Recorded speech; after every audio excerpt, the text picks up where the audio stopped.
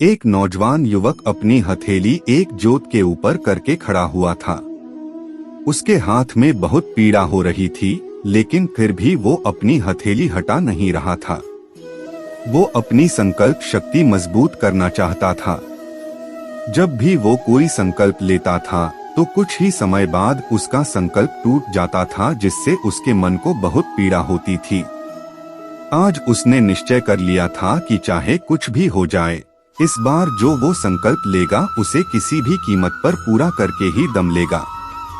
और इसीलिए उसने अपने संकल्प को मजबूत करने के लिए ही अपनी हथेली उस जोत के ऊपर रख रखी थी।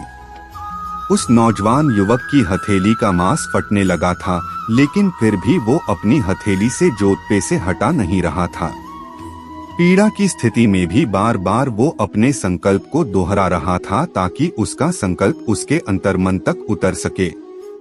तभी उस नौजवान युवक का गुरु वहां पर पहुंचा। उसने जब ये दृश्य देखा तो उसने जल्दी से अपने शिष्य का हाथ वहां से हटा दिया और उसे डांटते हुए समझाया कि तुम यह क्या पागलपन कर रहे हो, इससे तुम्हें क्या हासिल होगा। अपने साथ हिंसा करके तुम अपने संकल्प को कैसे मजबूत कर सकते हो, ये तो निरा पागलपन है।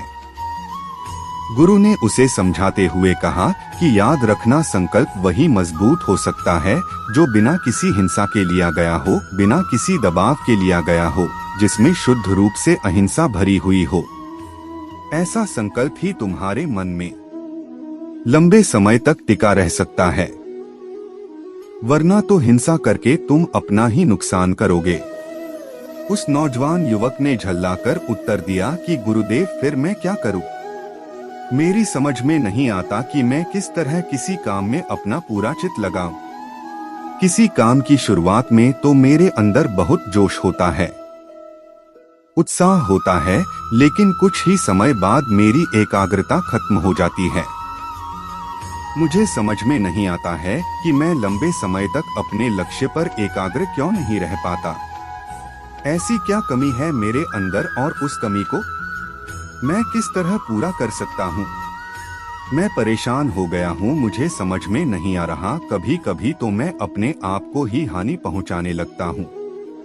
मैं खुद से नाराज हो जाता हूँ, गुस्सा हो जाता हूँ, जल्ला जाता हूँ, मेरा दिमाग काम करना छोड़ देता है। ऐसी स्थिति में मैं क्या करूँ? मेरे सारे मित्र कामयाब हो चुके हैं और मेरे घर वाले मुझे रोज दाने देते रहते हैं। वो कहते हैं कि तू नाकामयाब है, तू कोई काम नहीं कर पाएगा। और अब तो मुझे लगने लगा है कि शायद वो सही कहते हैं। शायद मैं अपने जीवन में कभी कामयाब नहीं हो पाऊंगा। अगर मैं अपने चित्त को एकाग्र करना नहीं सीख पाया तो मैं शायद यूं ही मर जाऊंगा, आधा अधूरा, बिना अपने लक्ष्य को प्राप्त किए हुए मेरा जीवन यूं ही समाप्त हो जाएगा। क्या इस समस्या का आपके पास कोई समाधान है? क्या आप कोई तरीका बता सकते हैं जिससे मैं इस समस्या से बाहर आ सकूं? गुरु ने उस नौजवान युवक के कंधे को सहलाते हुए उत्तर दिया कि जो अपने मन को समझ लेता है, अपने दिमाग को एकाग्र करना सीख जाता है, वही असल जीवन में बुद्ध कहलाने योग्य होता है। गुरु ने अपनी बात आगे बढ़ाते हुए कहा कि मैं तुम्हें आज बुद्ध के जीवन की वो 10 सीख देना चाहता हूँ, जिससे कोई भी इंसान अपने मन को एकाग्र करना बहुत आसानी से सीख सकता है। ये बात तो सच है कि मन को एकाग्र करना कोई आसान काम नहीं है। इसके लिए बहुत कड़े अभ्यास की जरूरत होती है, लेकिन सिर्फ कड़े अभ्यास से ये मुमकिन हो पाए, ऐसा भी जरूरी नहीं होता। इसके लिए कुछ नियम होते हैं। अगर तुम उन नियमों का पालन नहीं करोगे तो तुम कितना भी कड़ा अभ्यास कर लो, तुम अपने मन को एकाग्र करना नहीं सीख पाओगे। इसीलिए अपने मन को एकाग्र करने के लिए जितना ध्यान जरूरी है, उतने ही यह नियम भी जरूरी है। इसीलिए इन नियमों को बड़े ध्यान से सुनना। गुरु ने पहला नियम बताते हुए कहना शुरू किया कि जिस प्रकार एक सांप अपनी कांचली उतारता रहता है, उसी प्रकार एक इंसान को अपना अतीत अपने मन पे से हमेशा हटाते रहना चाहिए, वरना तो उसका मन अपने अतीत के बोझ के तले दबता चला जाएगा और उसका मन धीरे धीरे बूढ़ा होता जाएगा। तुम्हारे अतीत की असफलता, तुम्हारे पाप, तुम्हारे द्वेष, तुम्हारे लालच, तुम्हारी इच्छा, ये सब कुछ तुम्हारे अतीत में दफन है और वो यानी कि अतीत तुम्हारे मन में दफन होता है। इसीलिए उस अतीत को अपने मन में से निकाल फेंको। उस सांप की तरह जिस तरह वो कांसली अपने शरीर पे से उतारता रहता है। दूसरा नियम जो गुरु ने बताया वो कुछ इस प्रकार था कि तुम्हारा शरीर ही तुम्हारी सबसे बड़ी संपत्ति होता है। अगर इस बात को तुम दिमाग में बिठा लो तो तुम अपने शरीर के साथ कभी भी खिलवाड़ नहीं करोगे। बुद्ध के जीवन की एक बहुत ही अद्भुत घटना के बारे में चर्चा करते हुए गुरु ने बताया कि एक बार बुद्ध जब ध्यान की प्राप्ति के लिए इधर उधर भटक रहे थे तो एक गुरु ने उसे उपवास करने की सलाह दी। महात्मा बुद्ध जो भी प्रक्रिया अपनाते थे उसे पूरे तन और मन से अपनाते थे, उसे आधा अधूरा नहीं करते थे, उसे पूरा करके ही दम लेते थे।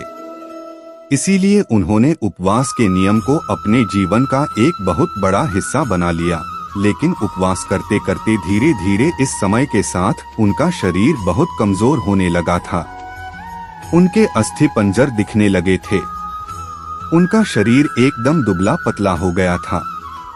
एक दिन जब बुद्ध नदी पर नहाने के लिए गए तो नहाते नहाते अचानक वो वहीं पर बेहोश हो गए। जब बुद्ध वहां पर बेहोश हुए तभी वहां पर एक स्त्री उस नदी पे पानी भरने के लिए पहुंच गई।